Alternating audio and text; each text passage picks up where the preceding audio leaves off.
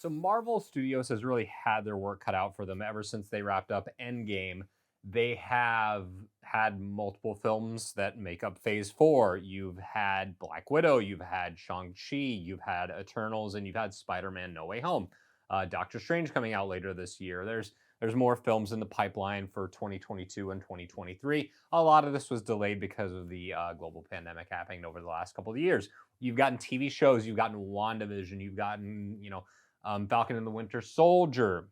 You've gotten Hawkeye. There's been all these different expansion into different types of media and so forth. They've experimented with putting movies day and date on Disney Plus, having movies exclusively in theaters, doing day and date on both things like that. So they're kind of farting around right now, figuring out what works, and they're in a tough place because Endgame was so successful and it's really hard to follow that up, and so this is what they're trying to do. And along comes Eternals from director Chloe Zhao. Some things I really liked about the movie, and a lot of things that I overwhelmingly did not like. So let's talk about all of that.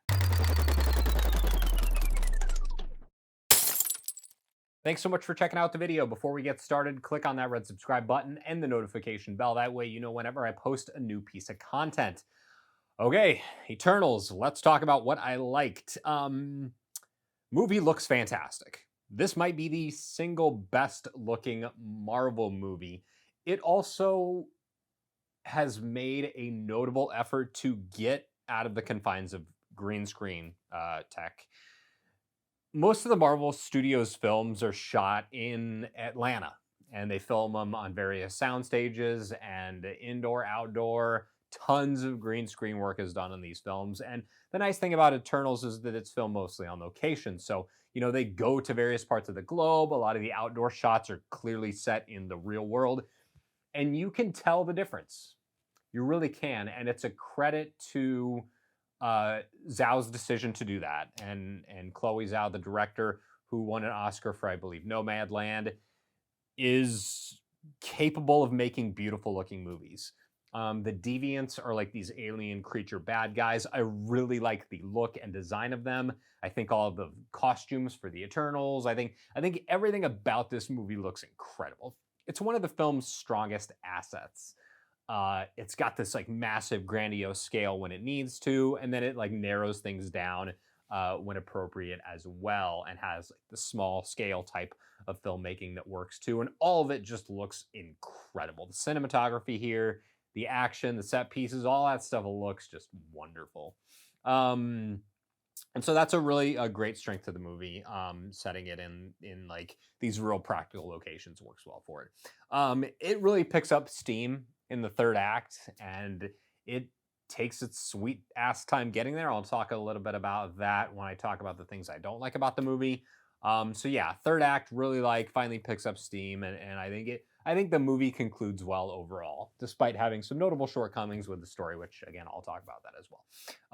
Icarus, the lead character, I guess like you'd say the male lead character, Richard Madden plays him. You'd recognize him as Robb Stark from Game of Thrones, probably the thing he's most well known for doing.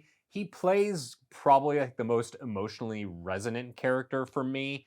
I won't spoil why exactly, but he operates on multiple wavelengths, and I'll just say it and leave it at that. There's a lot of gray with this character, which is kind of nice. A lot of these Marvel movies tend to operate very much in black and white, and he kind of like toes the line between both for various reasons, and I really like that about the character. Okay, things I don't like: the character introductions and really the entire like first hour and a half of this movie is a slog. It takes forever to get going. It seriously takes forever. This movie, I was extremely bored for the first hour and a half, and that's never a good thing when it comes to a 2.5 hour movie. Marvel has proven that they can do long films really well and have them move at a brisk pace. Infinity War is like 2.5 hours long, and it flies by. Endgame, 3 full hours, it flies by. And this movie simply does not. I think it's a combination of wanting to do like these really intimate character moments, but having them just take way too long. This movie is at least 30 minutes too long, and you could probably get away cutting like 15 minutes of it and have it be significantly better.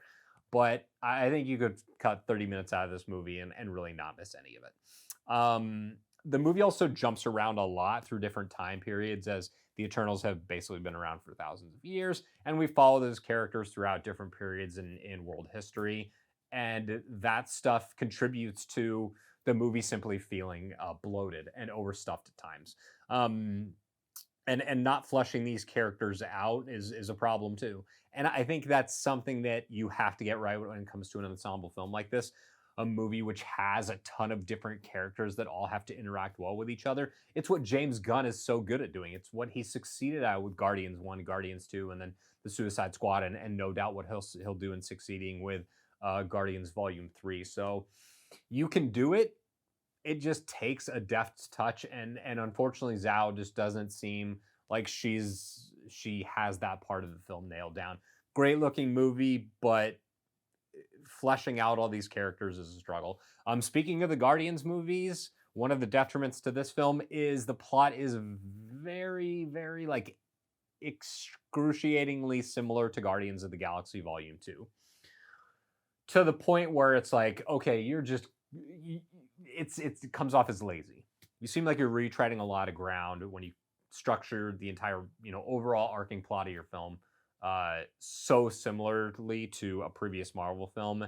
And it's not like one of the super early Marvel movies. By the time Guardians 2 came out, the MCU was well established. So I think poaching your plot from that movie, it makes sense because of the nature of these characters and their like big galactic struggle. So take what you will from that. Probably the biggest and most notable problem for me watching this movie is that Gemma Chan plays Cersei, who's like this empathetic character. She's kind of the person whose eyes we see the world through.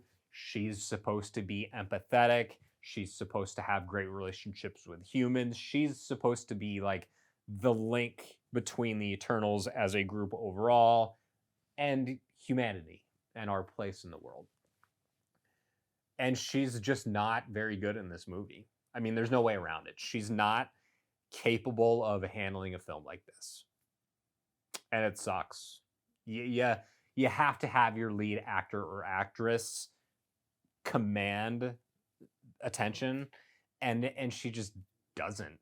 And her powers are lame and boring, and I'll get into some of the other powers as well.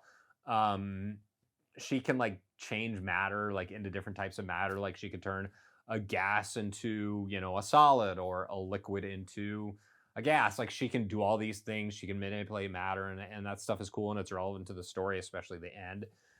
But Chan just isn't. She doesn't have the chops for this. Sorry, it sucks. But she's just not. She cannot hold the screen. She just can't. And when you're dealing with other really capable actors and actresses, like when you're sharing the screen with Angelina Jolie, and when you're sharing the screen with somebody like Richard Madden, when you're sharing the screen with all of these like incredible actors and actresses, you have to be able to keep up. And she's not supposed to just keep up. She's supposed to be like the most important of the characters, and she's supposed to be the one whose eyes we see the world through. And she's just, unfortunately, Gemma Chan is just not good in this. She's crap in this. She's terrible in this. And it's a bummer. I think this is the first time I've actually like gone out of my way to dunk on a specific performer in a film, but she really drags this movie down, and it's really disappointing. I think the last time I actually walked away from a film thinking, God, like this one person really dragged it down was actually a voice acting performance when Beyonce was in The Lion King. I thought she quite literally dragged that film down, and Gemma Chan unfortunately does the same thing here. And it's a bummer. Yeah. So speaking of powers, her superpower is stupid. A lot of the other powers are just like various forms of like, let me shoot laser beams. You literally have one character who shoots laser beams from his hands, and another character who shoots laser beams from his eyes, and that's it. Like that's the entirety of their characters. Shoots laser beams from eyes guy and shoots laser beams from hands guy. like that's what you got. And if that's true to the characters, great. I'm not familiar with the Eternals from a comic standpoint, but in the movie, it's just dumb. It's just dumb. Sorry. Grand scheme of things, I don't really know what this movie accomplishes. It seems like filler. Now, there's a moment at the very, very, very end of the film, not like post credits, but you're like, okay, this seems like it's going to go somewhere. This seems like it might have big future ramifications for the MCU. So it will down the line, inevitably. It'll be cool to see what they do. The tease at the very, very end, I loved because it introduces a much beloved character that has been in previous pre-MCU Marvel universe films, and I will leave it at that. So yeah, the Eternals. If you like Marvel movies, this is definitely one you should check out, specifically because it's such an intricate part of the MCU. And undoubtedly, you will see characters in this movie that are in other MCU films in the future. So there are better Phase 4 movies out there that have come out from Marvel and from Disney. I would state specifically Spider-Man No Way Home being the best of the bunch. And that's it. I think this movie overall is pretty mediocre. It looks awesome and is extremely shallow from a performance standpoint, from a script standpoint. It just doesn't do it for me. So I don't think I'll ever go back and watch this one again because it didn't really do it for me. So take what you will from that. Thanks so much for checking out the video. If you liked it, found it helpful, please consider subscribing. You can also like and share the video. That tells the algorithm that it's worth promoting and whatever, that's great. Also find me on Rumble, rumble.com/HometownZero, all spelled out. And I'll see you next Wednesday at 9 a.m.